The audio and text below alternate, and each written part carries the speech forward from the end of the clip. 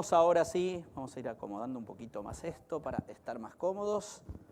Muy bien. Y les voy a presentar quiénes son los que me van a acompañar en este panel de cierre. El panel se llama Protección de datos en la era digital, desafíos actuales de la ciberseguridad, amenazas y soluciones. A medida que los voy invitando, pueden ir pasando y agarran un micrófono y se ubican en alguna de las sillas. El primero que voy a invitar es a Ariel Picans, es gerente de protección de datos de Banco Delta, miembro de Trellix Advisory Council Latinoamérica, miembro de la comunidad Coladca Panamá y ha participado como panelista invitado en Cybersecurity Financial and Government Panamá, Congreso Internacional de Ciberseguridad y Prevención de Fraude Panamá Trellix Expand. Bienvenido, gracias por acompañarnos. Muchas gracias, Marcelo. Por favor. En segundo lugar, invito a Jorge Freiburghaus, oficial de protección de datos de Banco General, es responsable del diseño de estrategias de protección de datos e infraestructuras técnicas on-premise y en la nube, implementador y especialista en gestión de seguridad basada en riesgo y versado en la aplicación de estándares internacionales y mejores prácticas de seguridad de la información con más de 25 años de experiencia en el campo. Bienvenido. Muchas gracias. Y por último, invito a Daniel Meana, es director de tecnología y seguridad de la empresa Arifa, ingeniero de sistemas computacionales con un posgrado en alta gerencia y una maestría en administración de empresas en la Universidad Latina de Panamá. Tiene 30 años de experiencia en el área de tecnología, tanto en el sector público como privado, experiencia incluida en empresas del sector bancario, jurídico, comercio al detalle, importaciones, transporte, entre otras. Bienvenido, Daniel. Gracias por acompañarnos. A los tres, un honor que nos ayuden a cerrar este cierre del Tech Day Panamá 2023. Y para empezar con la primera pregunta, y respondan en el orden que ustedes quieran. La primera pregunta es, ¿cuál es el panorama actual que presenta la ciberseguridad en el país? ¿Cuál es el estatus? Pongamos un estatus de situación de los riesgos que hoy se viven en Panamá. Adelante. Buenas tardes. Ahí está. Buenas tardes. A nivel de Panamá, sí, luego de la pandemia hemos tenido un incremento grande a nivel de ataque por medio de bots. Últimamente también a través de páginas fraudulentas que tratan de pegarle al mercado financiero, que levantan y son reportados diariamente en las consolas que detectan con el Global Threat Intelligence estos sitios maliciosos que están reportados y tratan de atacar las instituciones financieras buscando una vulnerabilidad. Esta semana se descubrió una aplicación de Gigabot donde se bypassea el filtro de multifactor de autenticación de los Android para poder atacar dispositivos o aplicaciones financieras más que todo. También tuvimos una filtración, por lo menos recientemente se tuvo de la plataforma o chat que usan nuestros hijos, se me escapó el nombre, donde todos estos datos ahora mismo no sabemos dónde van a quedar. Hubo una filtración de 760.000 cuentas que luego en el mercado van a ser extorsionadas. Tuvimos la debilidad que ha tenido Microsoft Exchange, ya le pegaron al gobierno americano. Ya dentro de poco pueden comenzar a las instituciones financieras de las cuentas comprometidas si no han activado el multifactor, que es algo requerido, y si no tienen un seguimiento de dónde están siendo accesadas estas cuentas, pues tener un nivel de compromiso. Tenemos que tener en nuestras instituciones activados todos los niveles de logs y ver desde cuántos dispositivos está siendo accedido. El cambio periódico de las claves. La red que me mencionaba hace un momento, el Discord, donde todos nuestros hijos se pegan en los juegos, chatean, ponen sus datos, e incluso hay padres que tienen las tarjetas de crédito metidas ahí para los Roblox y todo lo demás. Y dentro de poco, si no hacen una actualización o cambio de la privacidad o cambio de clave, en los próximos meses vas a tener un compromiso con estas cuentas o extorsión, ciberextorsión van a llegar. Interesante. Don Jorge. ¿La misma pregunta? Sí, la misma pregunta. Bueno, riesgos hay muchos. Se acerca un poquito el Riesgos hay muchos. Para mí el centro del tema de riesgo es entender que el ambiente interconectado de Internet no es muy útil, es una excelente herramienta, pero no es un ambiente para nada benévolo. Es un ambiente sumamente hostil. O sea, los ataques están a la orden del día, los bots que mencionaba Ariel son cuestiones permanentes. Hay tableros que uno puede ver en Internet donde uno consulta y la Tercera Guerra Mundial empezó hace mucho tiempo y es en Internet. Y hay constantemente ataques al segundo, hay miles de ataques, miles de intentos de vulnerar los sistemas de las instituciones, los sistemas de los usuarios. Y hay un gran, quizás el centro del riesgo para mí, está en la desconexión que tenemos nosotros, los seres humanos, de ese entendimiento, de esa percepción del riesgo que existe, al punto de que, como alguien mencionaba, póngale segundo factor aunque al usuario no le guste. El usuario no le gusta la seguridad, pero el usuario necesita la seguridad. Entonces, queremos tenerlo todo, pero lo queremos todo fácil. Y ese es el problema. Como no hay una percepción del riesgo, yo no quiero ponerle contraseña a mi teléfono porque me demora 2 segundos más entrar al teléfono. No quiero usar el doble factor de autenticación porque además de la clave tengo que poner otra cosa. Y así sucesivamente se van creando ventanas o se mantienen abiertas ventanas. Y me voy a ir en la analogía de la ventana.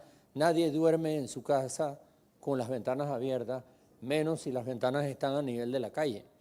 Pero todo el mundo tiene sus dispositivos con la ventana abierta, ¿verdad?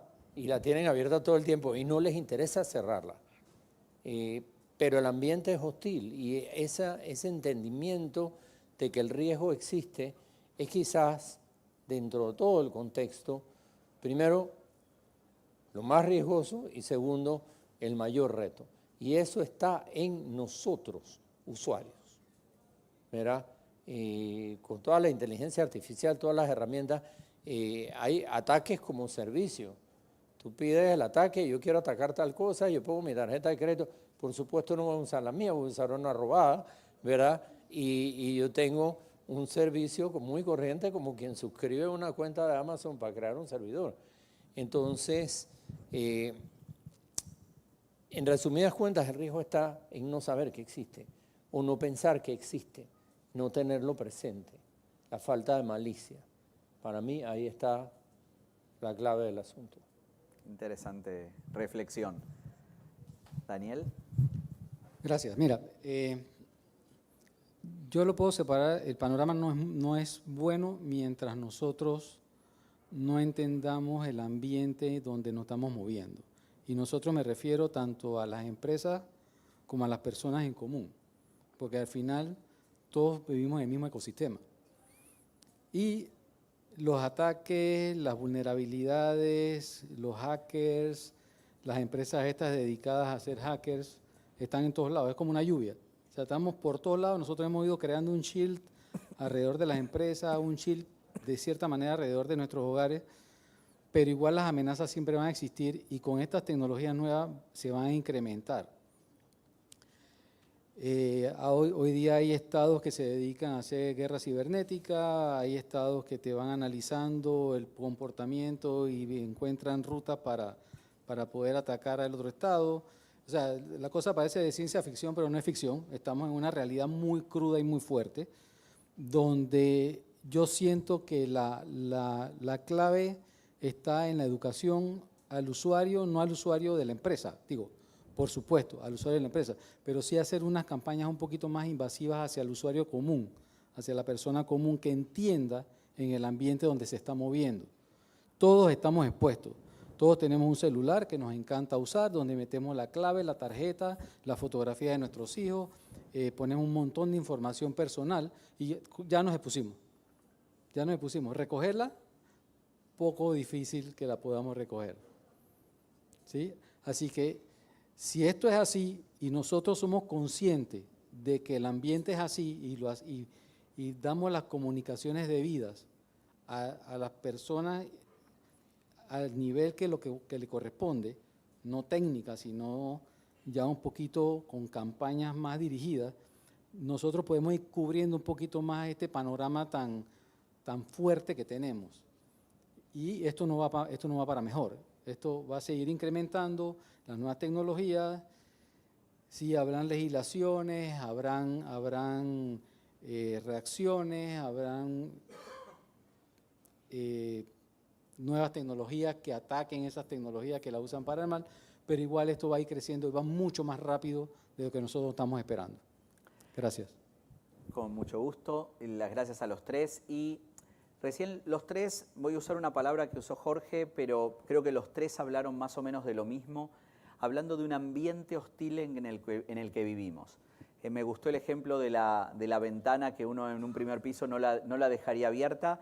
Siempre digo, mi mamá contaba que cuando ella era chica dejaban la puerta abierta de calle. No sé si acá pasaba lo mismo, pero por lo menos en Argentina era normal, salían a jugar a la calle los chicos, la puerta quedaba abierta y nadie se le ocurría entrar a la casa.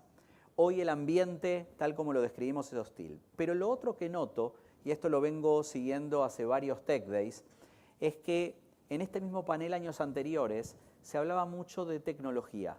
Se hablaba con términos técnicos, del perímetro, de cómo proteger las diferentes áreas y cómo se hacía ese cuidado de información y de dispositivos y demás. Y este año todos han empezado hablando con esta pregunta disparadora en todos los paneles, en todos los países, empezaron hablando de la gente, que no termina de entender, al parecer, este ambiente hostil. ¿Cómo se hace para que el usuario interno y el usuario externo de las empresas entiendan que vivimos en un ambiente peligroso? ¿Cuáles son las prácticas que ustedes han visto que son útiles, insisto, para que el usuario interno y el usuario externo proteja sus datos? Bueno, a nivel personal lo que nosotros hacemos es campañas de phishing internas, ingeniería social a los colaboradores. Cada vez que entra una inducción, un colaborador o una persona nueva a la organización, hacemos una revisión y durante la inducción les ponemos los riesgos donde está expuestos sus datos, sus fotografías, temas de personales de su hijo, que colocó en una red social el teléfono para una venta, inició la clase, le tomaste la foto y yo le digo, ok, días después vas a recibir una llamada donde te dicen, te tienen a tu hijo, que estudia en la escuela tal, y te marcan a tu teléfono porque tú mismo lo publicaste en la red social. Le has dado toda la información y la tienes totalmente abierta, donde nosotros internamente comenzamos a enseñarle cómo cerrar y cuidar su privacidad de toda la información que sube. Ahora mismo todos vivimos una época que todos lo queremos estar posteando, poniendo en línea. El factor de que le den like es algo que hace que muchos descuiden su privacidad y su seguridad digital, que es lo que se está dando, y después cuando vienen, te roban o instalas alguna aplicación en un dispositivo, te mandan un app malicioso que no descargaste desde el market. Entonces tú te preguntas, ¿cómo me infectaron mi dispositivo? ¿Cómo obtuvieron? ¿Por qué me violentaron mi cuenta y se transfirieron toda la plata? Cuando vas a ver, el banco dice, tu dispositivo está comprometido. La aplicación de la institución financiera es segura, pero no tuviste las medidas o precauciones para protegerlo. Igual con los clientes, nosotros lo que hacemos internamente, y creo que a nivel de las instituciones financieras, es que estamos mandando campañas constantemente de protección de los datos y dándole los tips de seguridad a todos nuestros clientes. Y también los bancos, a nivel interno hemos descubierto que la competencia no es en este sector. Nosotros internamente compartimos cierto tipo de información en cuanto a ataques para tratar de frenar o mitigar los ataques que se están dando en la plaza o a nivel de la región. Muchos de los ataques que se vienen en cuanto a hacen estudios de ingeniería social vienen de Europa, Asia, y tardan horas en llegar. Si ya nosotros tenemos esta comunicación, podemos proactivamente ir bloqueando algunos de estos temas y proteger a nuestros clientes internos y externos en las instituciones. Sí, nosotros tenemos varias actividades durante el mes donde le damos información a nuestros usuarios de la empresa. Le mandamos videoclips, le mandamos encuestas, le mandamos cuestionarios, le controlamos de que nos aseguramos de que cada uno de ellos haya hecho la dinámica, mandamos tips por correo de seguridad. Sí hay actividades de educación, pero yo siento que nos quedamos cortos en hacerlo solamente para la empresa. Las empresas atacan cierta cantidad de personas activamente con este proceso, pero hay un montón, y empecemos por la familia. La familia promedio en Panamá tiene cuatro personas. De esas 4 personas vamos a decir que sean dos muchachos. Esos muchachos están hiperconectados y hay una relación de ellos directa con nosotros, donde ya nos pone en un nivel de vulnerabilidad bajo, pero nos pone, como el ejemplo que Pickens mencionó. Entonces yo siento que las campañas deben ir no solamente orientadas a lo que nosotros internamente hacemos en la empresa, que es un gran esfuerzo, con toda la inversión que tenemos que hacer año a año en software, en hardware, en consultoría, en pentest y en todo este poco de cosas que tenemos que hacer. Yo pienso que sí debe haber algo que ayude a que en las escuelas, por ejemplo, comiencen a dar ese tipo de inducción, como dije hace un momento, al nivel que le corresponde para ir concientizando desde la base. Que apoya el esfuerzo que nosotros estamos haciendo en cada una de nuestras industrias para mitigar un poco el riesgo ese. Claro.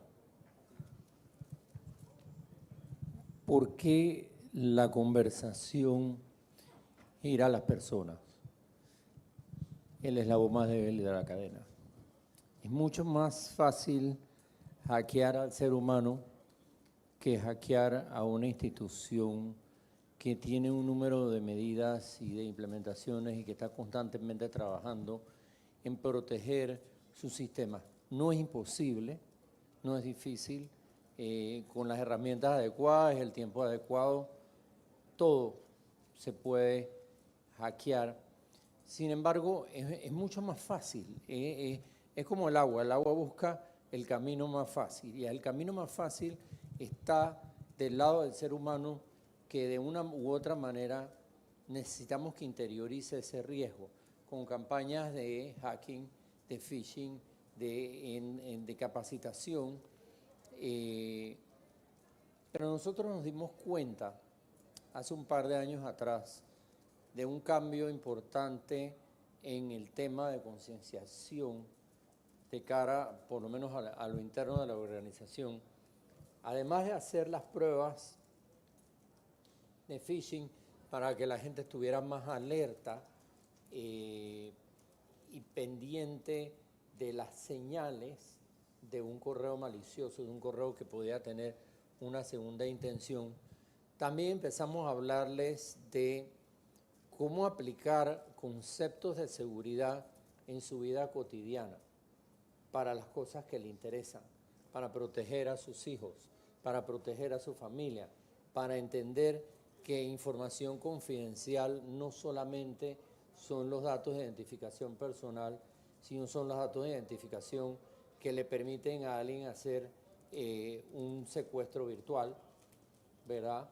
Y que hay un número de amenazas que no es solo robarte la plata que tienes en el banco, sino que también pueden en un momento dado afectar la integridad de las personas, de tus allegados, de tu familia.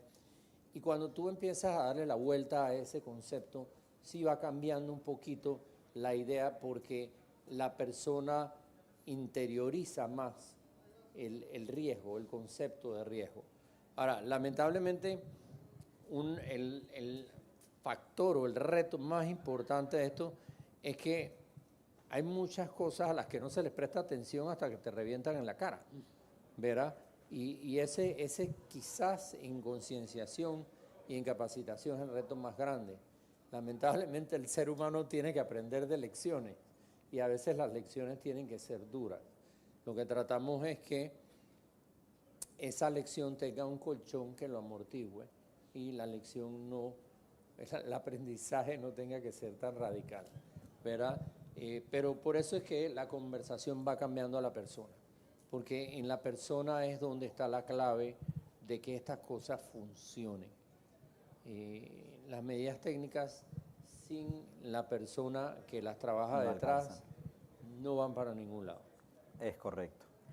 Uno de los temas, recién y tomando esto último que acaba de decir, hablaba de que no es solo importante que me puedan hackear para robarme dinero, sino que hay un montón de cosas más relacionadas con la protección de datos, y quería entrar al tema de la data, de la protección de la data. ¿Cómo está el país en cuanto a legislación y en cuanto a la conciencia, no ya de la seguridad que tiene que ver con la protección de dispositivos, sino en que la data mía es mía y que tiene que ser resguardada y cuidada? Y cuánto las empresas, están preparadas con sus sistemas para hacer ese cuidado de datos. Sabemos que la legislación europea es mucho más estricta que en general la latinoamericana, pero ¿cómo está en el país en ese sentido? Bueno, desde mi punto de vista, la legislación acaba de entrar prácticamente en vigor. La legislación panameña entró en el 2019, se promulgó, 2021 se normó por parte del Ejecutivo, pero no ha tenido el nivel de divulgación requerido o la concientización por parte de todas las empresas o instituciones a nivel nacional. O los ciudadanos no conocen cuáles son realmente sus derechos que tienen para ejercer. Muchos se han quedado con la legislación panameña, pero debemos recordar que Panamá está suscrito también a la Red Iberoamericana de Protección de Datos, donde hay acuerdos que se comparten tanto con Argentina, Uruguay, México, tenemos Centroamérica como en Guatemala, Honduras, países de la Comunidad Europea, España, Portugal, están suscritos en estos acuerdos. Y no debemos quedarnos solamente con la legislación panameña, debemos ver qué está realizando la Comunidad Europea con el GDPR, que de una u otra forma nos va a repercutir por los acuerdos internacionales. Sabemos nuestras instituciones, organizaciones, cuántos ciudadanos europeos tenemos en nuestra base de datos, cómo debemos tratar estos datos sensibles de ellos, los podemos o no compartir. Son temas que ha faltado, a mi concepto, una parte de divulgación o educación por parte de los organismos, pero tenemos que montarnos ya en el carrito y seguir adelante e ir madurando en el proceso.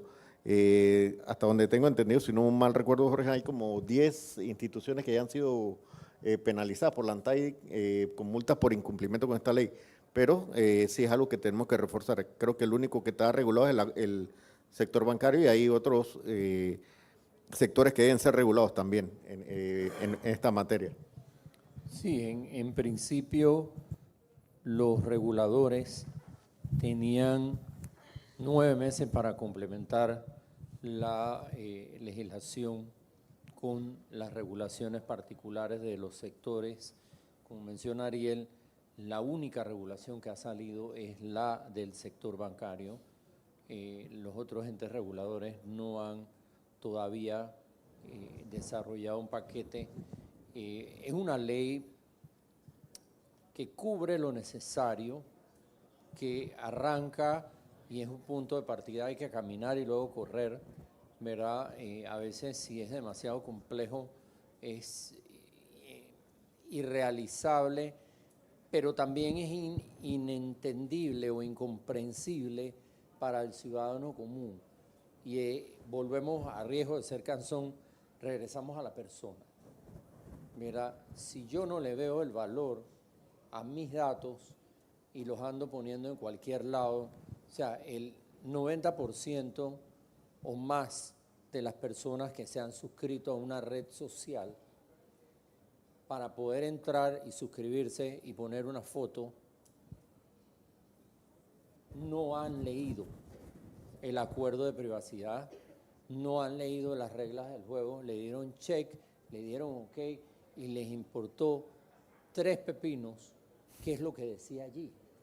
Creo que No es más del leyeron 90. la letra menuda, no se dieron cuenta ni pensaron 5 microsegundos en el hecho de que le estaban cediendo el derecho de usar sus datos como les diera la gana.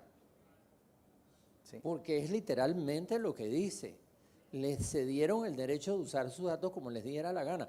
Yo participé una vez, y voy a hablar brevemente de la experiencia, pero a mí me llamó mucho la atención y se me quedó muy grabado.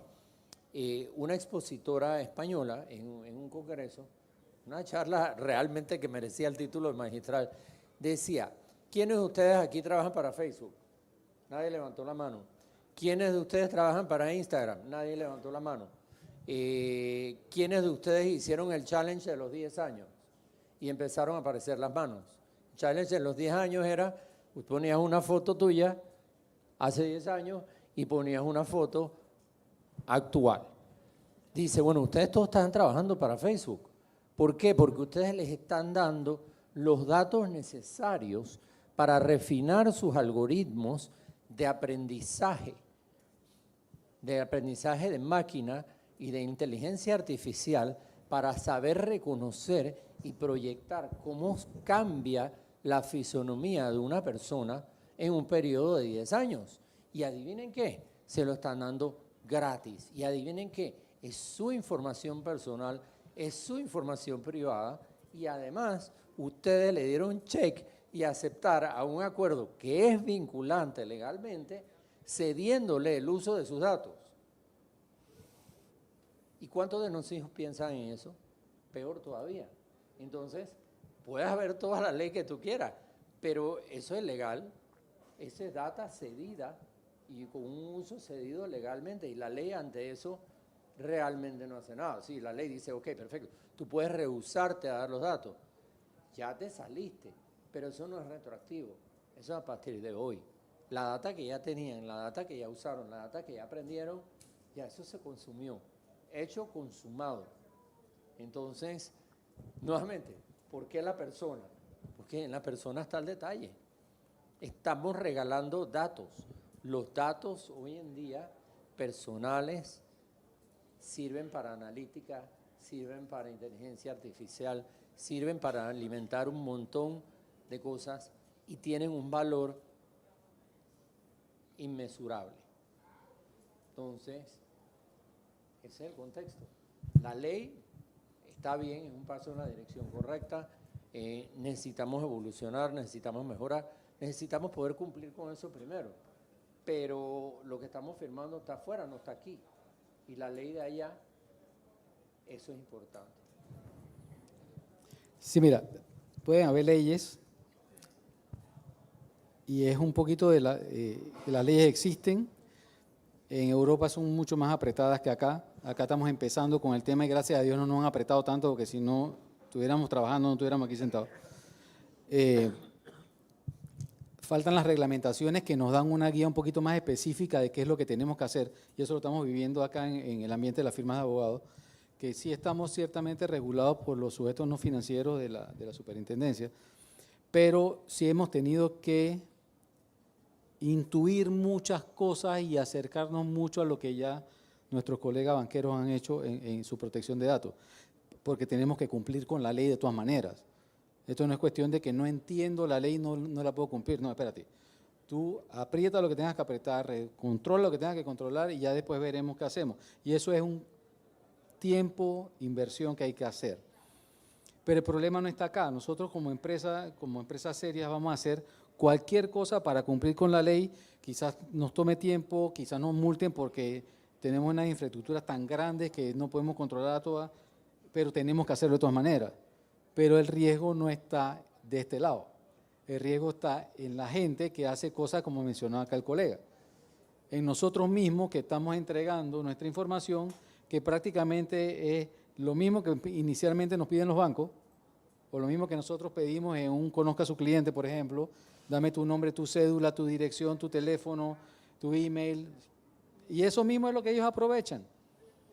Acá nosotros tenemos que hacerlo por legislación, tenerlo, cuidarlo, mantenerlo, comprar toda la infraestructura y software necesario para cuidarlo, hacer todos los procesos internos para que no se quede papel en la copiadora con ese dato.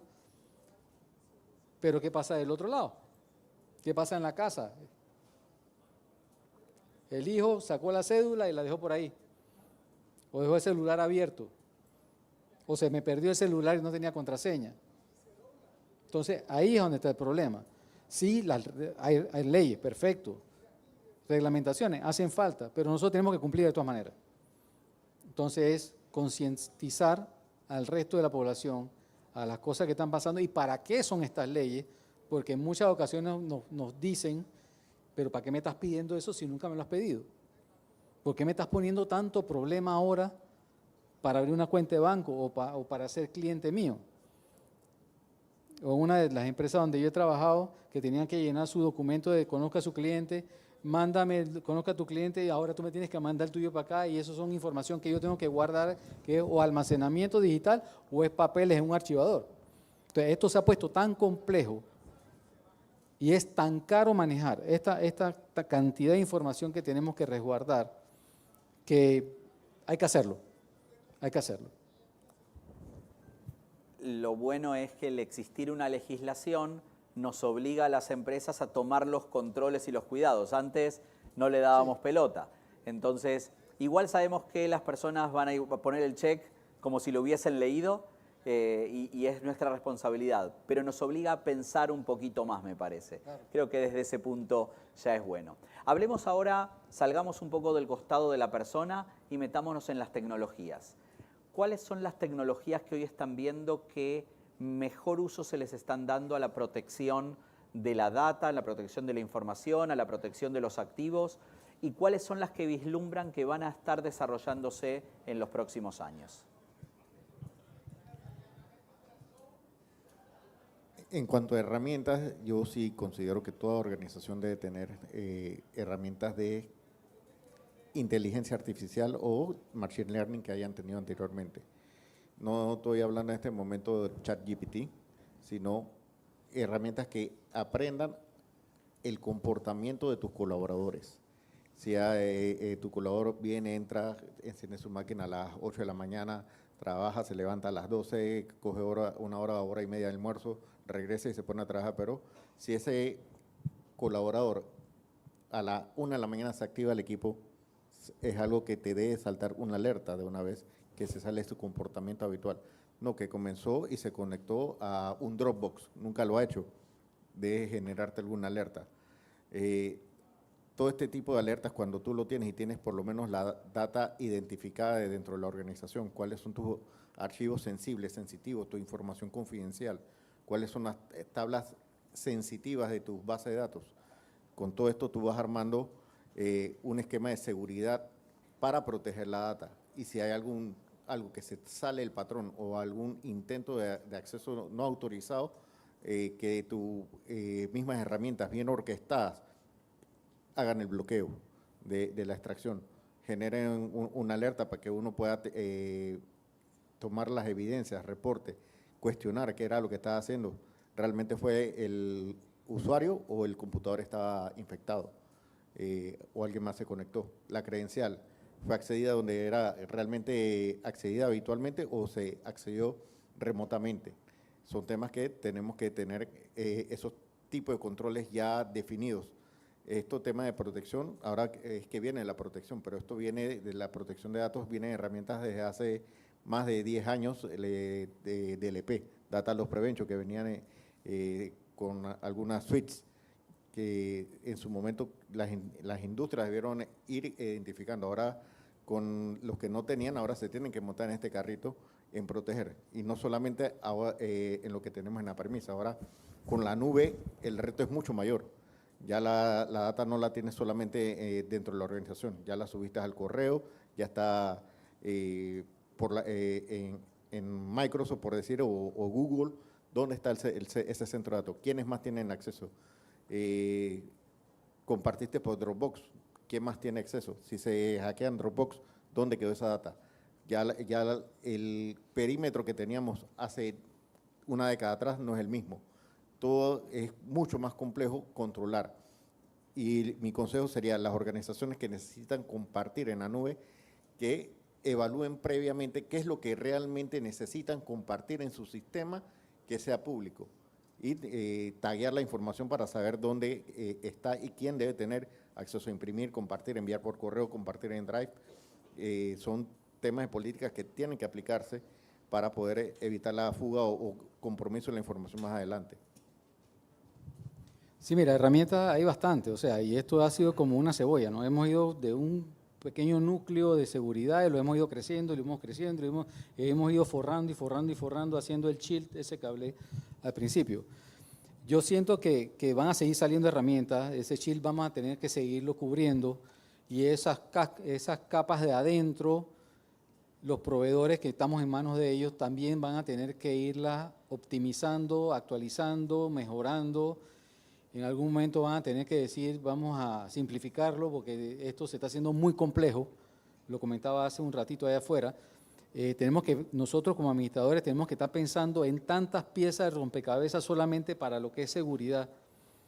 Y si lo vemos desde afuera hacia adentro, que si el firewall, que si el anti-spam, que si el data loss prevention, que si el firewall de la base de datos, y por ahí nos podemos ir mencionando un montón de herramientas que vamos implementando, que el VPN, que este poco de software y hardware que necesitamos, pero como dije, se hace muy complejo administrarlo, cuesta mucho dinero tenerlo optimizado, somos presa de los proveedores también nos ofrecen y tenemos que ya adquirir las herramientas porque es una necesidad.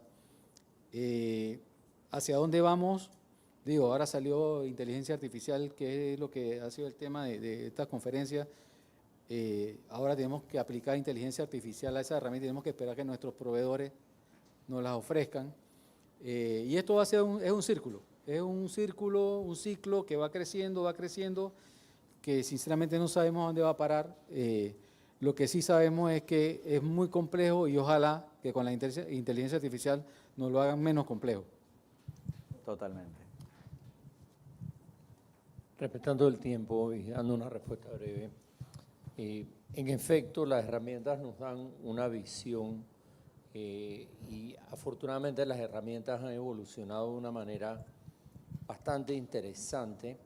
Con la pandemia nos vimos en la necesidad de distribuir la data, distribuir a las personas que estaban trabajando y ahora está el concepto de proteger la data en donde está, porque el perímetro ya no es el firewall que daba acceso a la empresa, el perímetro es la laptop que está en todos esos backpacks de las empresas y que tiene datos de los clientes, datos de la empresa. Entonces, para mí el tema es el manejo del inventario de datos. Existen herramientas para esto, saber dónde están esos datos, saber cómo se mueven esos datos, conocer esos flujos internos y externos y entender que es necesario para los flujos externos estructurarlos de manera tal de que pasen por los canales autorizados. Hay formas y hay rutas externas autorizadas, hay rutas externas que no van a ser autorizadas y esas tienen que ser bloqueadas o por lo menos controladas y reguladas y por lo menos deben saber que algo pasó por ahí y entender si representó riesgo y si representa riesgo lo bloqueas. Entonces, aquí el tema es manejar el inventario de los datos, qué es lo que ha tenido una explosión, qué es lo que va a seguir teniendo una explosión con temas como la analítica y todos los modelos predictivos y los modelos de manejo de datos. Cuando se hablaba en la última charla de inteligencia artificial, se hablaba de volúmenes enormes de datos. En efecto, esos volúmenes hoy en día se pueden manejar por la capacidad de procesamiento que existe hoy en día. Un celular de estos tiene la capacidad de procesamiento o más de lo que tenía una computadora que hace 20 años ocupaba esta sala completa, ¿verdad? Entonces, también tiene la capacidad de almacenamiento, ¿verdad? Y es muy importante. Hay chips de USB que llevan la data de todos los demográficos de toda la República de Panamá en un chipcito de este tamaño que cabe en el bolsillo y nadie sabe que se está moviendo. Entonces, manejar el inventario, controlar el inventario de los datos, saber qué está pasando con esos datos, monitorearlos, darnos cuenta cuando hay movimientos fuera de lo ordinario, fuera de el, como le llaman los gringos, el normal course of business. Eso es importante, es relevante y es a lo que debemos apuntar, porque es lo que nos va a llevar a asegurar el dato donde esté, porque ya el dato no está centralizado y ubicado en una maquinita, está distribuido en miles de máquinas, ¿verdad? Algunas de las cuales tú las aseguras y entonces cuando el usuario va a su casa se la presta al hijo para que haga algo y no moleste y resulta que es la de trabajo y termina instalando un software que no debe y empiezan los problemas y viene la cadena. Entonces, la data debe asegurarse donde está, ¿verdad? Y para eso hay herramientas y hay que tenerlas. Y bueno, como decía, respetando el tiempo, yo creo que con eso, por lo menos por mi parte, digo, hay más preguntas, pero ya queda a discreción de usted como moderador. Última pregunta. Okay. Última pregunta y con esto cerramos y respuestas cortitas. Me gustaría en lo que puedan responder, obviamente, acá nada que sea absolutamente confidencial. Como líderes de áreas de seguridad, ¿en qué están trabajando hoy? Pregunta 1. Y pregunta 2, toda la audiencia que lidera sus departamentos de TI o de seguridad en sus empresas, ¿qué no deberían dejar de hacer? No digamos mañana, que viernes, dejámoslo tranquilo un viernes, pero el lunes no deberían dejar de tener en cuenta si es que hasta ahora no lo han hecho. Entonces, ¿en qué están hoy y qué cosas no deberían dejar pasar por alto? La penúltima charla o la anterior a la nuestra, controlar la inteligencia artificial, ¿verdad? No dejar que se nos salga de la mano, es muy beneficiosa y puede serlo, pero hay que usarla adecuadamente. Lamentablemente las herramientas se desarrollan más rápido de lo que nosotros podemos en un momento dado normar y contextualizar el uso adecuado y correcto. Eso acompañado con el hecho de que la gente sepa qué es lo que es confidencial. Eso estaba embebido disimuladamente en la charla anterior. Voy a dar un ejemplo. Alguien hablaba de, no, si yo estoy usando la herramienta para hacer el debugging de mi código.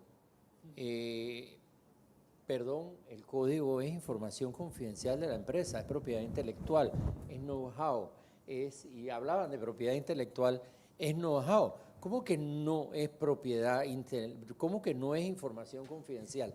Claro que lo es la fórmula de la Coca-Cola. Tú no le pones a ChatGPT la fórmula de la Coca-Cola y le dices, dime cómo mejoró la Coca-Cola. La fórmula de la Coca-Cola está metida en aquella bóveda legendaria que tiene 20 revestimientos y que nadie la saca de ahí, ¿verdad? Pero tú la estás poniendo en internet para que te digas cómo mejorarla. Espérate un momentito, hay un choque de conceptos. Entonces, están saliendo muchas herramientas tecnológicas muy potentes, muy buenas, muy beneficiosas, pero tenemos que montarnos en el ritmo y ver cómo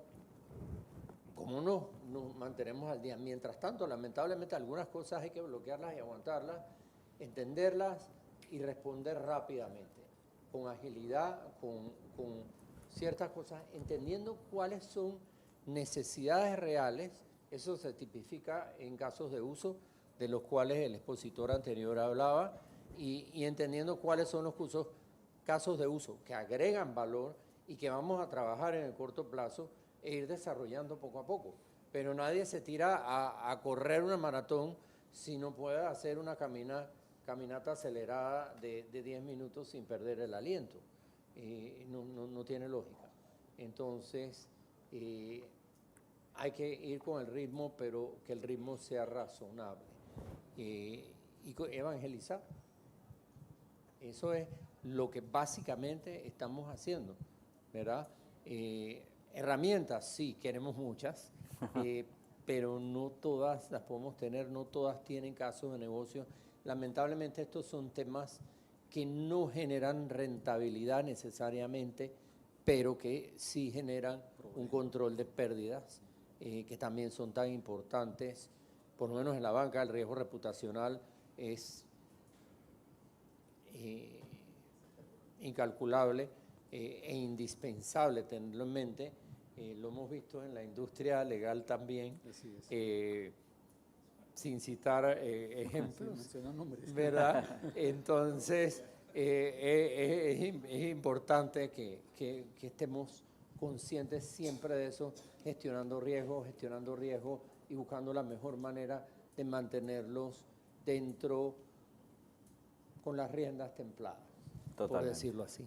Yo pienso que lo que no debemos dejar de hacer es seguir educándonos nosotros, tanto a nivel técnico, de tendencias del mercado, de qué está pasando afuera, estar muy pendiente hoy en día de estos cambios y estas nuevas herramientas, cuál es su utilización dentro de nuestra organización, como bien dice Jorge, que los casos de uso. O sea, no porque te llega un usuario y te dice, yo quiero usar esto, espérate, ¿para qué lo quieres usar? O sea, no, aquí no nos vamos con novedad, la novedad la usas en tu casa y espera a que eso entre a la empresa, porque nosotros tenemos procesos definidos, estructura definida, políticas definidas que hay que respetar. Y no es que estamos negando la utilización de la herramienta, sino que tenemos que entenderla y ver la aplicabilidad internamente. Lo otro es seguir educando a nuestra gente tiene que saber qué está pasando en el mercado. Mucha gente dice tecnología es de los tecnólogos, no. La tecnología la tenemos todos en el bolsillo, la tenemos todo en la casa, la tenemos en todos lados. De hecho, hasta las cajillas de televisión que te pone cable onda, ya te las usan remota, te las resetean remota y el tipo de soporte sabe qué es lo que estás haciendo y qué es lo que no estás haciendo. O sea, ahí hay un tema. O sea, la tenemos en todos lados. Tecnología, somos todos los que tenemos algo en el bolsillo que contiene información o maneja información. Estar muy pendiente de nuestros proveedores, de qué están ellos tan rápido, están migrando a las nuevas tecnologías y a las nuevas situaciones que se nos están presentando y tomar decisiones con mucha precaución, ser precavidos, no acelerarnos por la novedad, acelerarnos por la utilidad que nosotros podemos darle al negocio. Gracias. Bueno, a nivel de nosotros, en lo que estamos trabajando es afinamiento de los dispositivos para que puedan tomar ya acciones a través de playbooks en todo el entorno, poder verificar y cerrar estos gaps o brechas cuando se presenten. Y una de las recomendaciones que yo le haría a todos los que están subiendo, ya sea cualquier nube pública, verifiquen su nivel de compliance. Hay temas que se pueden ir ajustando sin necesidad de ir cambiando las licencias y ahí te dan las recomendaciones para asegurar el entorno de lo que tienes en la nube. Porque eso muchas veces viene el proveedor, te sube a la nube, pero te deja todas las brechas o los controles de seguridad abiertos y estás exponiendo tu data. Excelente. A los tres, muchísimas gracias por ayudarnos a cerrar este Tech Day. El aplauso que sin duda se lo merecen. Gracias por ayudarnos en el cierre del evento. Muy bien.